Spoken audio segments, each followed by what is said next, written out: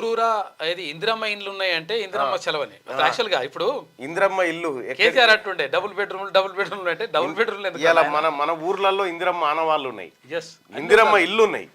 ఏ ఊరికి పోయినా ఇందిరమ్మ ఇల్లు ఇవాళ మనం ప్రతి గ్రామంలో చూడవచ్చు. అంటే పేదలకు పేదల కోసం ఆమె భూములు పంచింది. ఎస్ ఆమె భూములు పంచింది. పివి నరసింహారావు గారు సంస్కరణలు తీసుకొచ్చిండు. సంస్కరణలు తీసుకొస్తే ఏది ఈ సరళీకృత ఆర్థిక విధానం తీసుకొచ్చింది అది. దాంతో పాటు ఇక్కడ పివి నరసింహారావు గారు ముఖ్యమంత్రిగా ఉన్నప్పుడు, ఆంధ్రప్రదేశ్ ముఖ్యమంత్రిగా ఉన్నప్పుడు ల్యాండ్ సీలింగ్ యాక్ట్ తీసుకొచ్చారు. ఇంతకంటే ఎక్కువ అనుకుంటారు, మిగతా భూమి అంతా పంచేయాలనేటువంటి తీసుకొస్తే ఆ మిగిలిన భూములను ఇందిరాగాంధీ గారు పేదలకు పంచారు.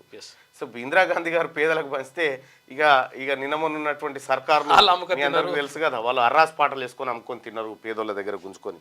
సరే, ఏదేమైనప్పటికీ ఇందిరాగాంధీ గుర్తు లేకుండా అసలు ఈ దేశంలో అభివృద్ధి అనేటువంటి టాపికే ఉండదు.